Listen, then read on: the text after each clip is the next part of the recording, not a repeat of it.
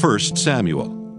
1 Samuel chapter 1. Now there was a certain man of Ramathaim Zophim of Mount Ephraim, and his name was Elkanah, the son of Jeroham, the son of Elihu, the son of Tohu, the son of Zuph, an Ephrathite.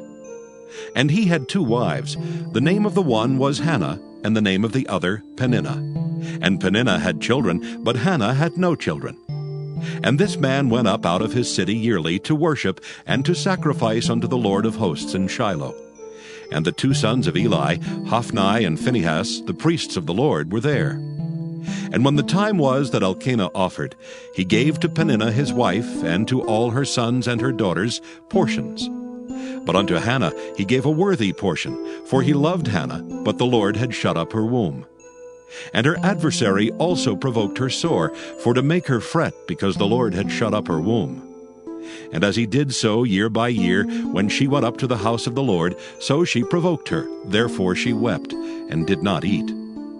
Then said Elkanah her husband to her, Hannah, why weepest thou? And why eatest thou not? And why is thy heart grieved? Am not I better to thee than 10 sons? So Hannah rose up after they had eaten in Shiloh, and after they had drunk.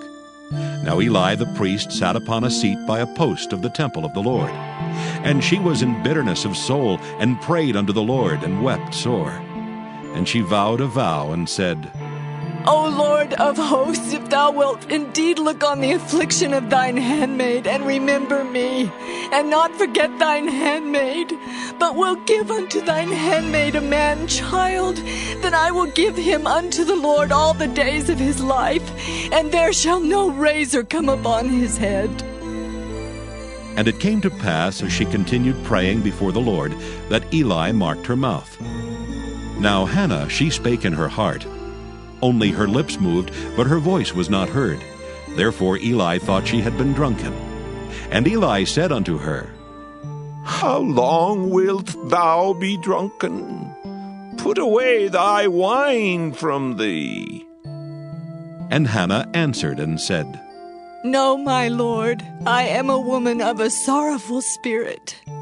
I have drunk neither wine nor strong drink, but have poured out my soul before the Lord. Count not thine handmaid for a daughter of Belial, for out of the abundance of my complaint and grief have I spoken hitherto. Then Eli answered and said, Go in peace, and the God of Israel grant thee thy petition that thou hast asked of him.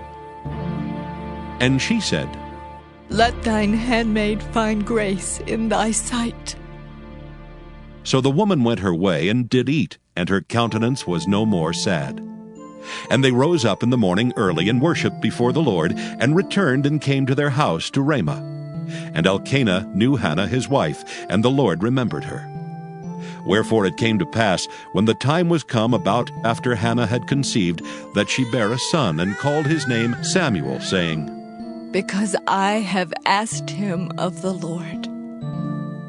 And the man Elkanah and all his house went up to offer unto the Lord the yearly sacrifice and his vow. But Hannah went not up, for she said unto her husband, I will not go up until the child be weaned, and then I will bring him, that he may appear before the Lord, and there abide forever. And Elkanah her husband said unto her, Do what seemeth thee good. Tarry until thou have weaned him. Only the Lord established his word. So the woman abode and gave her son suck until she weaned him. And when she had weaned him, she took him up with her, with 3 bullocks, and 1 ephah of flour, and a bottle of wine, and brought him unto the house of the Lord in Shiloh, and the child was young.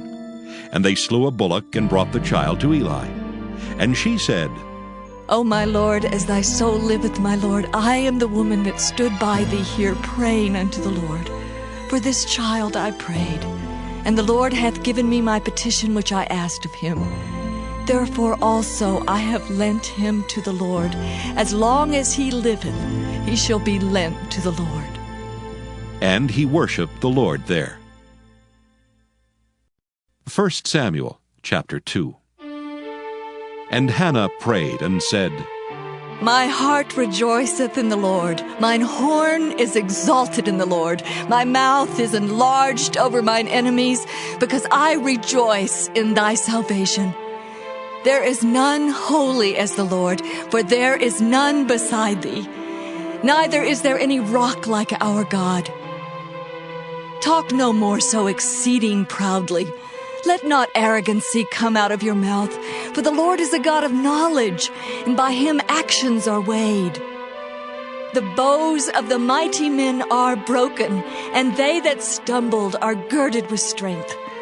They that were full have hired out themselves for bread, and they that were hungry ceased, so that the barren hath borne 7, and she that hath many children is waxed feeble.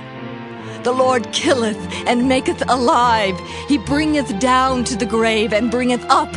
The Lord maketh poor and maketh rich. He bringeth low and lifteth up.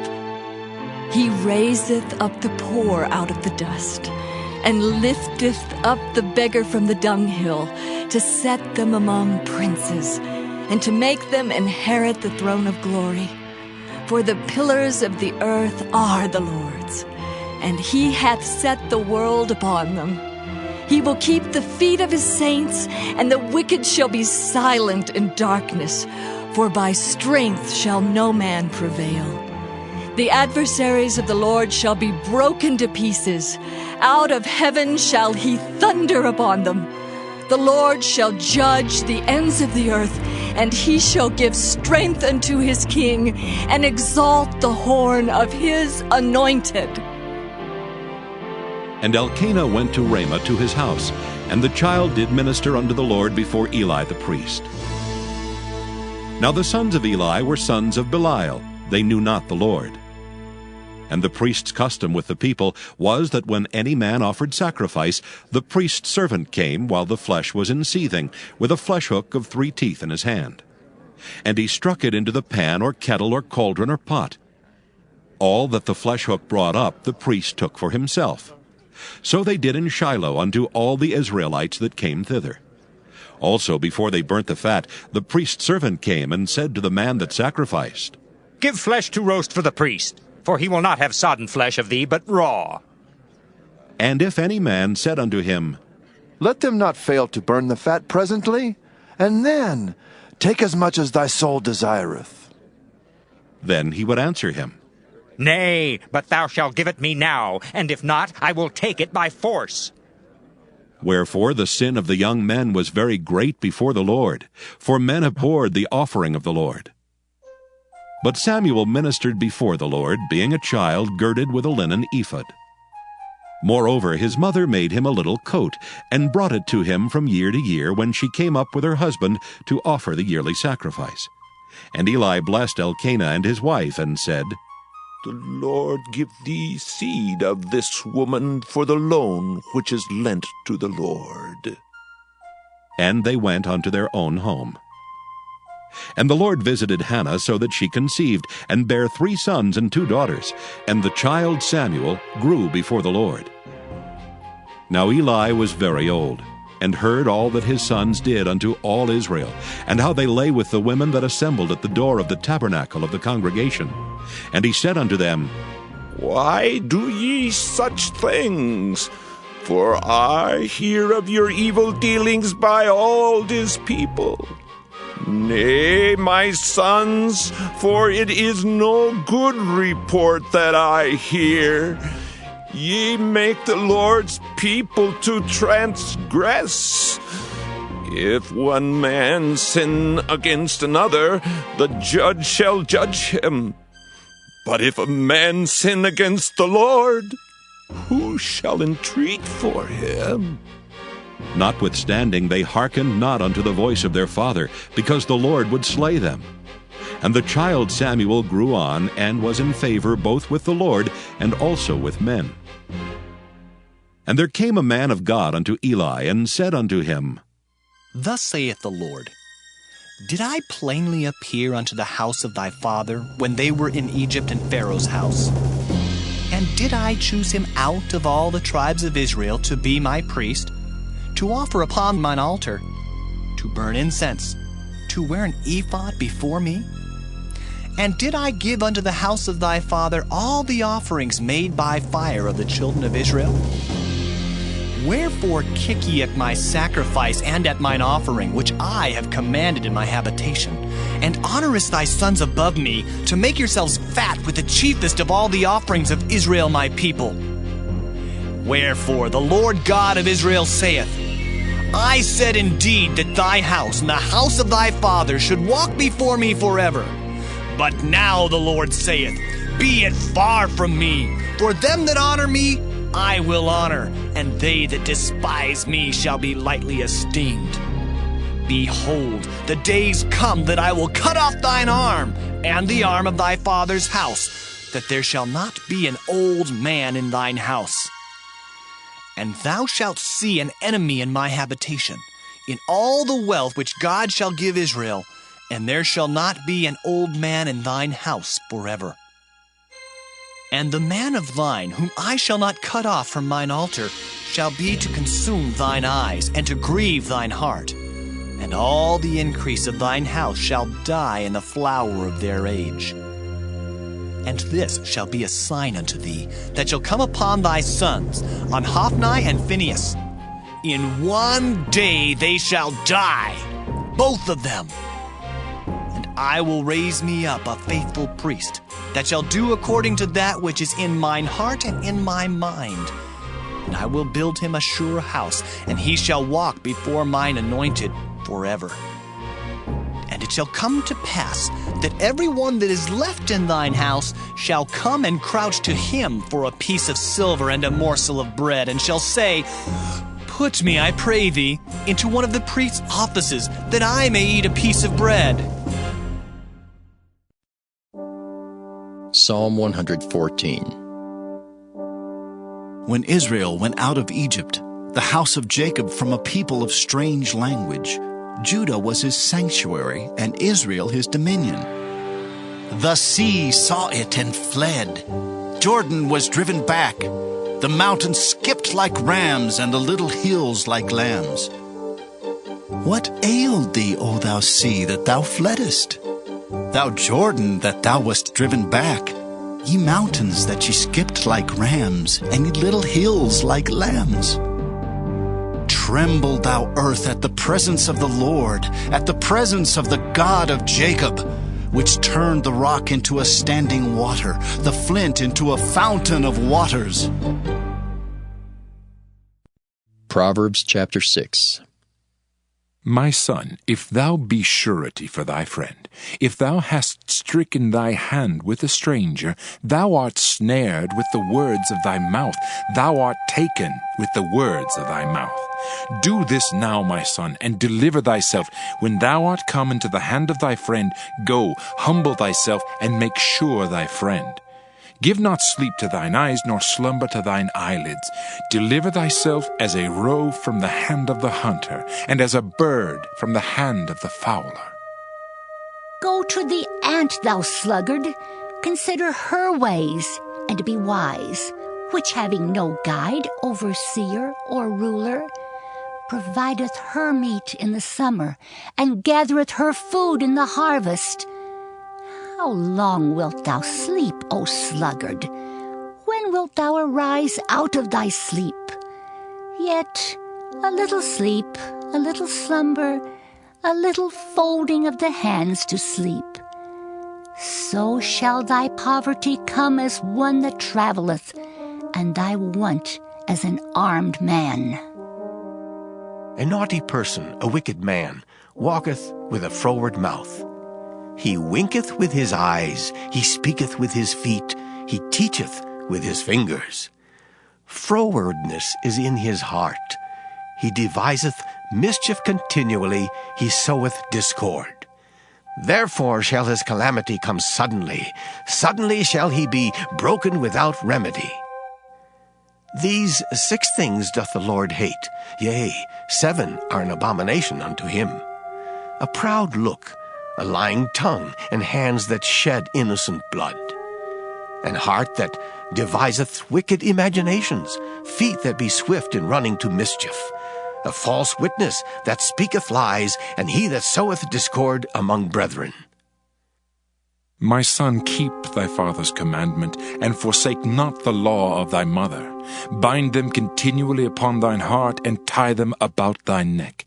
When thou goest, it shall lead thee. When thou sleepest, it shall keep thee. And when thou awakest, it shall talk with thee. For the commandment is a lamp, and the law is light, and reproofs of instruction are the way of life, to keep thee from the evil woman, from the flattery of the tongue of a strange woman. Lust not after her beauty in thine heart, neither let her take thee with her eyelids.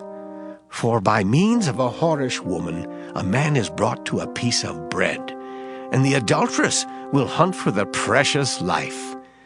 Can a man take fire in his bosom, and his clothes not be burned? Can one go upon hot coals, and his feet not be burned?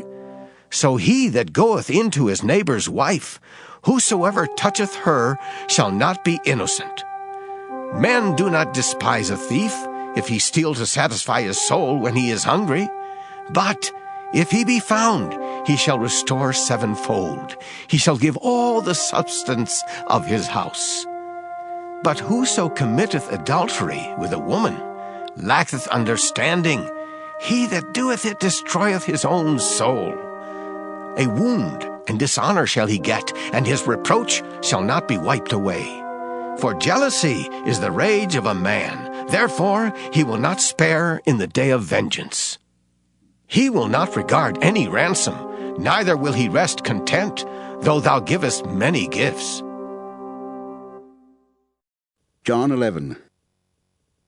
Now a certain man was sick, Lazarus of Bethany, the town of Mary and her sister Martha. It was that Mary who anointed the Lord with fragrant oil and wiped his feet with her hair, whose brother Lazarus was sick. Therefore the sisters sent to him, saying, Lord, behold, he whom you love is sick. When Jesus heard that, he said, This sickness is not unto death, but for the glory of God, that the Son of God may be glorified through it. Now Jesus loved Martha and her sister and Lazarus. So when he heard that he was sick, he stayed 2 more days in the place where he was. Then after this he said to the disciples, Let us go to Judea again. The disciples said to him, Rabbi, lately the Jews sought to stone you, and are you going there again? Jesus answered, Are there not 12 hours in the day? If anyone walks in the day, he does not stumble, because he sees the light of this world. But if one walks in the night, he stumbles, because the light is not in him. These things he said, and after that he said to them, Our friend Lazarus sleeps, but I go that I may wake him up. Then his disciples said, Lord, if he sleeps, he will get well. However, Jesus spoke of his death, but they thought that he was speaking about taking rest in sleep. Then Jesus said to them plainly, Lazarus is dead, and I am glad for your sakes that I was not there, that you may believe. Nevertheless, let us go to him. Then Thomas, who was called Didymus, said to his fellow disciples, Let us also go, that we may die with him. So when Jesus came, he found that he had already been in the tomb 4 days. Now Bethany was near Jerusalem, about 2 miles away. And many of the Jews had joined the women around Martha and Mary, to comfort them concerning their brother. Then Martha, as soon as she heard that Jesus was coming, went and met him, but Mary was sitting in the house. Then Martha said to Jesus, Lord, if you had been here, my brother would not have died. But even now I know that whatever you ask of God, God will give you. Jesus said to her, Your brother will rise again. Martha said to him, I know that he will rise again in the resurrection at the last day. Jesus said to her, I am the resurrection and the life. He who believes in me, though he may die, he shall live. And whoever lives and believes in me shall never die. Do you believe this? She said to him, Yes, Lord. I believe that you are the Christ, the Son of God, who is to come into the world. And when she had said these things, she went her way and secretly called Mary her sister, saying, "The teacher has come and is calling for you." As soon as she heard that, she arose quickly and came to him. Now Jesus had not yet come into the town, but was in the place where Martha met him. Then the Jews who were with her in the house and comforting her, when they saw that Mary rose up quickly and went out, followed her, saying, "She is going to the tomb to weep there." Then, when Mary came where Jesus was and saw him, she fell down at his feet, saying to him, "Lord, if you had been here, my brother would not have died." Therefore, when Jesus saw her weeping, and the Jews who came with her weeping, he groaned in the spirit and was troubled. And he said, "Where have you laid him?" They said to him, "Lord, come and see." Jesus wept. Then the Jews said, "See how he loved him." And some of them said, "Could not this man who opened the eyes of the blind also have kept this man from dying?" Then Jesus, again groaning in himself, came to the tomb. It was a cave, and a stone lay against it. Jesus said, "Take away the stone." Martha, the sister of him who was dead, said to him, "Lord, by this time there is a stench, for he has been dead 4 days." Jesus said to her, "Did I not say to you that if you would believe, you would see the glory of God?"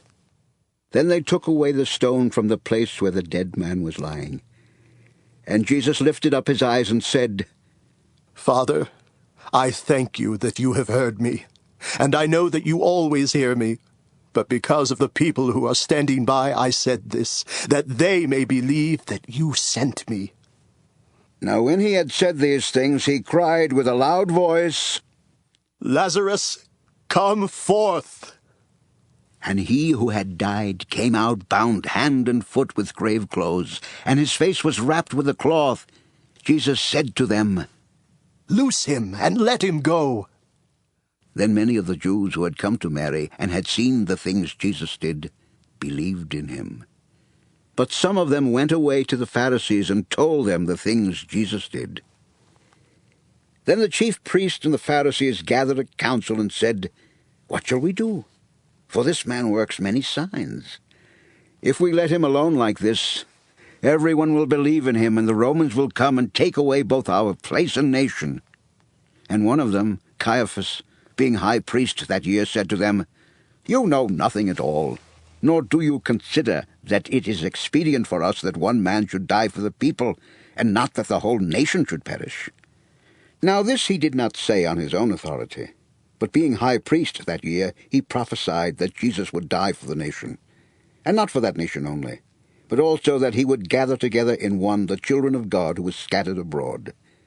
Then from that day on they plotted to put him to death. Therefore Jesus no longer walked openly among the Jews, but went from there into the country near the wilderness, to a city called Ephraim, and there remained with his disciples.